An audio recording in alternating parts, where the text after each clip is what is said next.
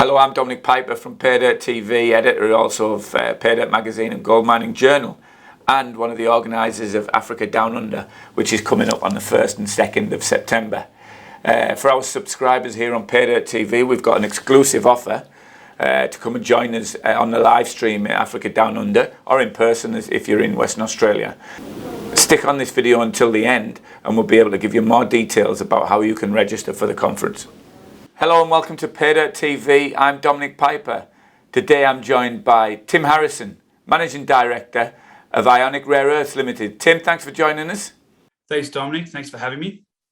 Tim, it's been a busy period in the last few weeks. You've kicked off a Phase 4 drilling program at your Makuutu Rare Earths project in Uganda in Africa. What are you hoping to get out of this program by the time it's finished? Well, the intent of the program has been to increase the resource classification. So we've already got a massive 315 million tonne ionic adsorption clay deposit in Uganda. The plan is to move a significant portion of that inferred resource to indicated and measured classification, which can then support the feasibility study. So the plan is that we'll continue drilling over the next couple of months at Makuutu. We've got 5,700 metres of approved drilling to complete. We've already drilled 3,600 metres, so about 2,000 metres to go. The core will then be sent out of the country. We'll get that assayed, turn that around, and the intent will be to work towards an updated mineral resource estimate in the first quarter of next year. Particularly when it comes to rare earths, resource is only one aspect of putting together a project. Obviously, metallurgy is a huge challenge for any rare earth project. Where do you sit with the metallurgical test work, and how important is that to informing the feasibility study for Makuutu? You know, you touched on it before. The metallurgy is super important when it comes to rare earth projects. Metallurgy really defines whether or not you're going to have and how economic your deposit is going to be relative to the numerous peers that are out there. Look, we've done a bit of met work, but I think the important thing to understand is it's a very massive deposit. So we've really only focused on the Makuutu Central Zone to date. We are looking at doing more expansive work. You know, the mineralisation trend stretches about 37 kilometres. So, you know, there's a lot of met work to be done to get a higher level of confidence around the overall metallurgical extraction characteristics at the project.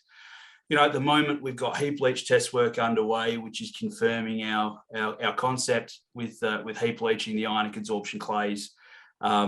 Process modelling, a lot of work now around getting a high degree of confidence on the process flow sheet and the operating cost basis for the project to move forward with.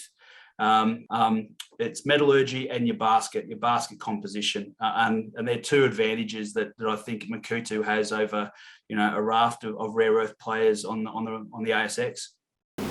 You mentioned the raft of rare earth players on the ASX. There's a growing number of them, a growing army, if you like, of rare earths developers. But your project at Makuutu, it's slightly different to many of them. It's a ionic clay absorption project. Can you explain the difference between Makuutu and some of the other standard projects we're seeing on the ASX? Yeah, well, so Makuutu being an ionic adsorption clay, the rare earths exist in a chemical form that's bonded to a clay lattice.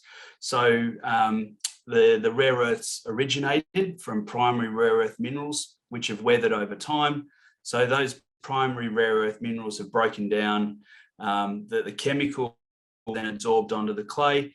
And so what we're doing is it's very shallow mining, very simple mining. We're simply washing the clay with a acidified salt liquor, and we end up extracting the rare earth in a chemical form and precipitating it. It's very different from the numerous other rare earth players on the ASX, which are hard rock primary rare earth mineralizations. So what we have noticed is that, you know, since we first announced the acquisition of Makuutu and really introduced the ASX to what an ionic adsorption clay deposit is, you know, there's obviously a number of other ionic adsorption clays that have now come into the investment community. Tim, of course, you did have to introduce this style of deposit to the ASX earlier in the year, and you had a remarkable start, really positive. Then you hit a little bit of a bump on the market when you released a scoping study, but you seem to have really rebounded strongly in the last couple of months. Is the market got its appetite back for the company? Good question. I think the market's starting to understand the difference and the appeal of the basket. The basket is really where I would encourage investors to focus their understanding of the rare earth industry and rare earth investment opportunities. The advantages of the ionic adsorption clays are that they're typically much lower in the composition of cerium and lanthanum, which are typically impurity products. There's very little market for these products because they are produced in such excessive supply. So that the focus of a lot of the hard rock rare earth players is principally around neodymium and praseodymium, NdPr, which are two of the major magnetic rare earths that go into the permanent magnets used in the motors used in electric vehicles. But you also need the dysprosium and the terbium, two of the heavy rare earth elements. They're both magnetic rare earths. They're critical for the development of these permanent magnets that operate at high temperatures. And it's the dysprosium and terbium and some of the other heavy rare earths that we're seeing a huge appetite for from some of the more strategic partner potential groups that we're working with. I'm glad you challenged the pronunciation of each of the rare earths names, because I'm just going to stick to NdPr if it's all the same to you and the viewers. We are seeing a lot of discussion about supply chain security in the rare earth space. Does this play into the hands of Ionic and your plans for Makuutu? We've got a trump card. Makuutu it's a very strategically important asset.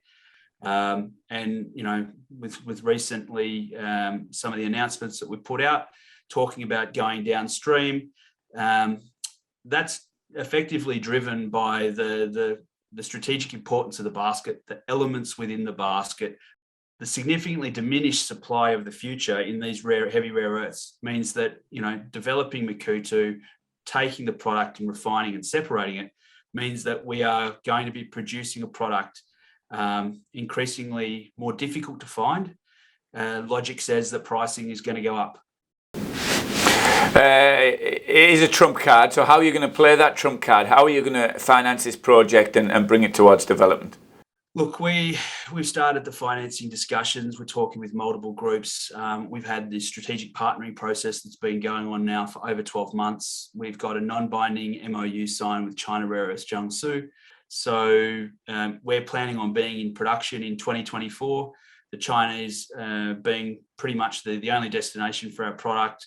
So we've got, I think, in China Rare Earths Jiangsu, which is a subsidiary of Chinalco, potentially a fantastic partner to help us de-risk the development of Makuutu. Just one final question, Tim, on Uganda itself. There's not a lot of mineral exploration investment in the country. How is Ionic finding operating in Uganda? We've seen a lot of significant investments in Uganda in bulk industrial mineral applications. We've seen Western companies, publicly listed companies, a couple of Australian peers are in Uganda at the moment or have been in Uganda recently exploring. I think there's huge opportunity in Uganda, but it's new to the investment community. And as part of being able to, I think, bring the investment community up to speed with the opportunity in Uganda, somebody needs to be first.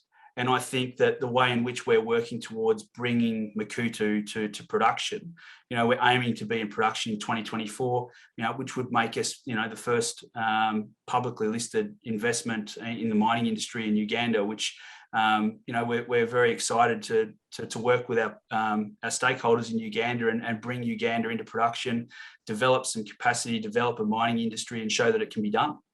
Tim, thanks very much for joining us today. Of course, any viewers who want to hear more about Ionic Rare Earths can watch the live stream of your presentation at the Africa Down Under conference coming up in a couple of weeks' time. We look forward to seeing you there, and good luck with the rest of the drilling program, and perhaps we'll see some further results later in the year. Thanks, Dominic. Great to talk, and look forward to catching up in 2 weeks at Africa Down Under. That was Tim Harrison, Managing Director of Ionic Rare Earths. Tim will be presenting at the Africa Down Under conference on the 1st and 2nd of September. For our subscribers here, if you would like to join us either via the live stream, if you are outside of Western Australia, or if you are here in Perth, you can join us in person at the Pan Pacific Hotel for the conference.